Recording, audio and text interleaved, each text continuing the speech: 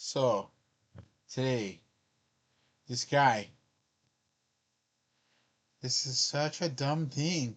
It's the same guy who had the toy gun the other day and was pointing at me and cars. He picks up this other toy gun. And this is weird. He just seems to be doing these things. Like when I open the door for people at the front of the bank, he pops out of the alley like he's waiting right there. And he's like right behind me a couple times. He's this homeless guy who wears coveralls and a floppy ear, fuzzy ear hunting cap. And like basically, I thought he was calming down and being used to me because I've been there for like a little over a week. I feel in at these different banks as an armed bank security guard. That we stand out in front of the bank by the front door.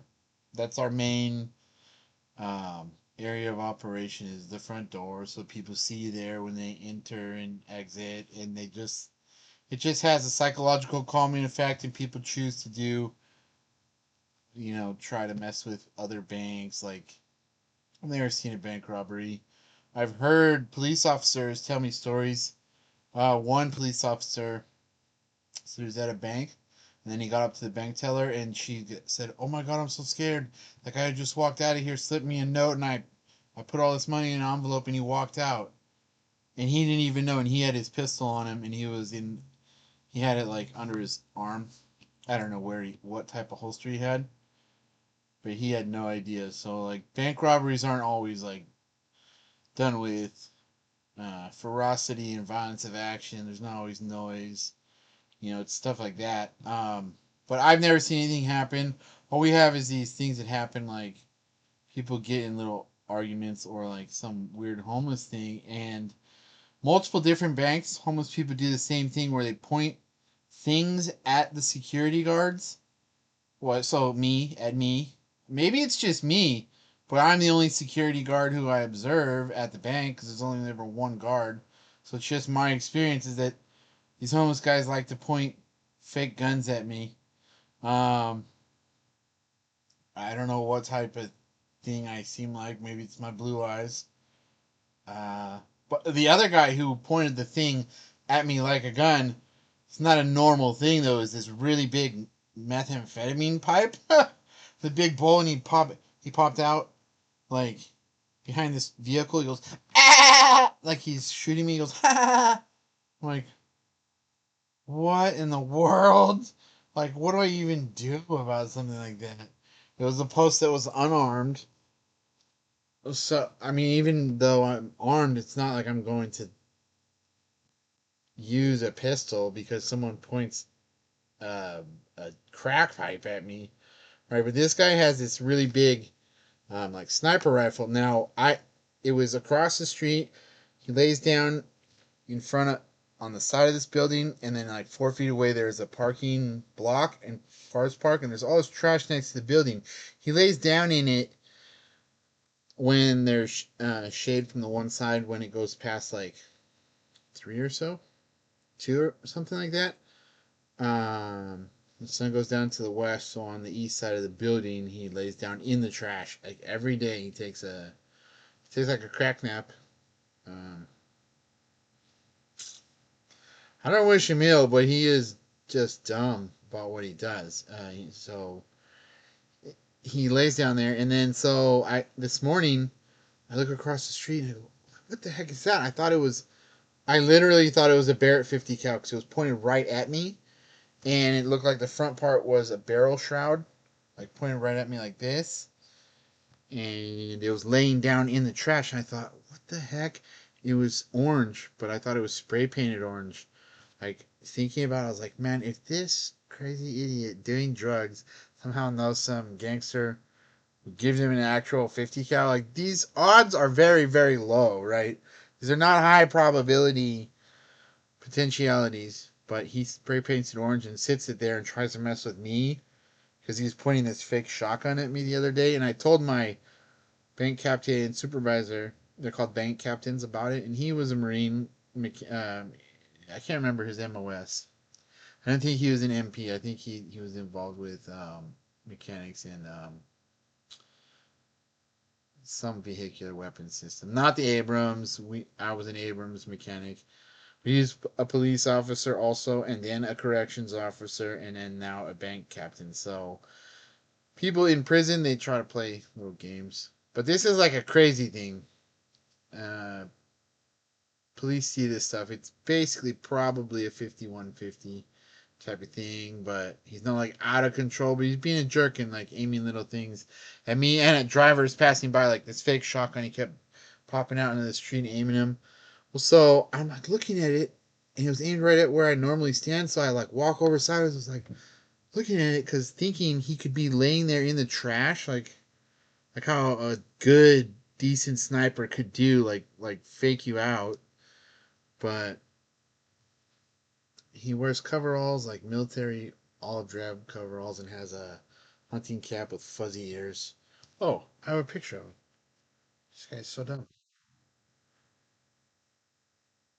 Let's see. This thing is so dumb. Like when you look at it now, okay, so then he comes walking up as I notice it. I'm like looking at it for a little bit. He magically walks up right then and picks it up off of the ground. You can see that it's a toy gun, right? But still, my bank captain instructed me that I can't know that it's a toy gun. And so, for the purpose of what I'm doing, under the authority of my supervisor telling me to do it, I called 911 the way I was instructed to, because he pointed it down the road at a few different, potentially at people. I didn't see if he pointed it exactly at someone, but he's aiming in like a rifle, like bam, pretending to shoot and stuff.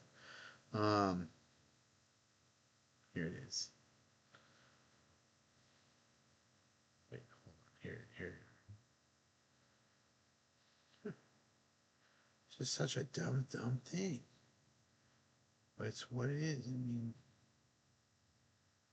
this is the type of junk I deal with. Okay.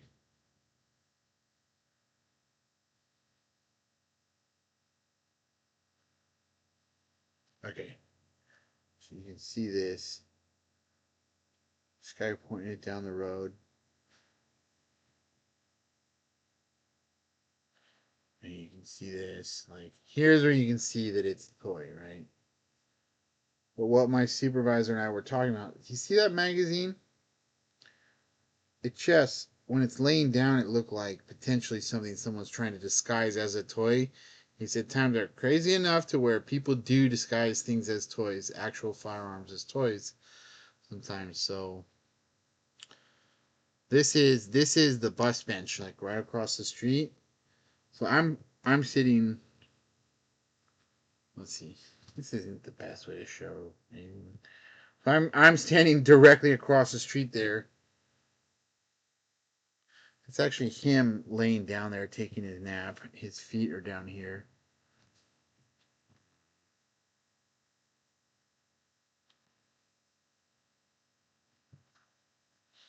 See, it's white. Probably it. Anyways, these aren't great pictures, but you, you get the point. So I called 911 and they kept trying to ask me if I was it a toy or was it a real gun. I said the point of my call is that I can't know that it's a toy. It looks like a toy. So she said, so it's a toy. I said, I'm not saying that it's a toy. I'm saying there's a guy who keeps pointing what seems like a toy, but is the size of an actual rifle, but with like a plastic tube around it. I thought it was a barrel shroud.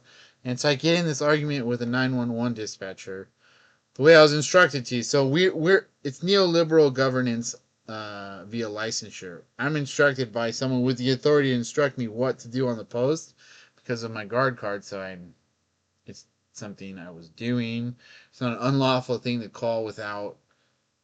I mean, there's no way for me to run across the street and inspect things. So yeah, it's a guy, a dumb guy with a toy gun running around, and then he pointed it right at the church.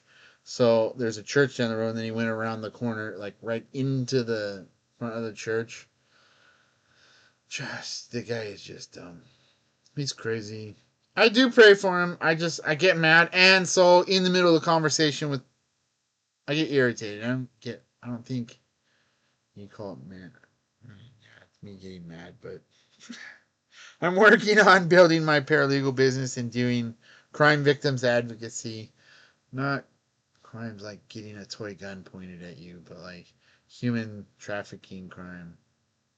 I want to do paralegal work for pro bono attorneys who take those types of crime victims on. So something that a lot of people can get behind. Um, but I just lost my temper a little bit. I started to raise my voice and like talk over the 911 lady. Working at the country club for years, they just like cut us off. If we had to call about something, they go, "Oh, sir, we have someone got stabbed on the other side of the city. Do you really need a police officer out there?" Like, well, no, I mean, like, what do I think?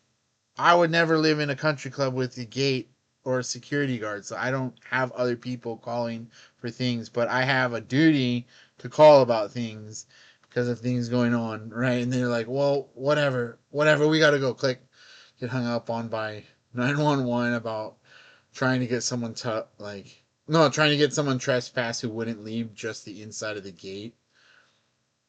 Like, they're like, we'll just keep talking with them and convince them to leave. All right, fine, whatever, lady. So after years of that, I end up doing armed bank security, and I just lost my not composure, but my control of keeping my voice volume down. I raised my voice at a 911 police lady today, like pretty irritated, until she finally gave up and said, "Okay, we're sending a police car." So they send these police out, and I explained to them. I say, "Hey, look, okay, so my supervisor instructed me to do this. I don't know what to say. I sound like an idiot. I was in the Marines. I can see that it's a toy rifle, but this is a toy rifle that looks the type of real from the angle where I was looking at that he then walks up and picks it up and aims it at different people. It's the brandishing part of it. Like if he had just picked it up and not aimed it at anybody, I wouldn't have called. I still think he's a jerk trying to like set the thing down on the ground and leave it there until I noticed it, aimed right at me, and then he walked up. He just plays little games with me.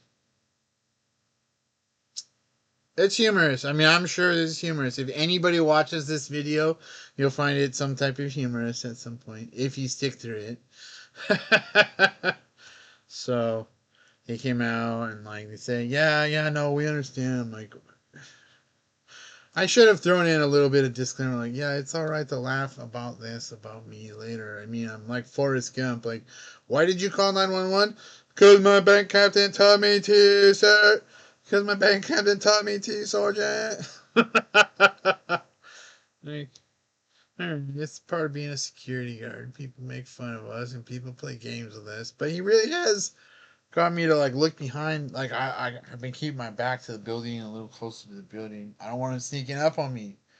It's just being weird. So thought he was calming down and he's doing more crap. Cause he walked by and he had like a weed pipe. And I was like, oh hey, how's it going, bro? He goes, oh, like I don't know what his deal is. Maybe he'll scare the crap out of someone, get himself in some kind of trouble and go to jail and get clean and sober. That'd be the best outcome.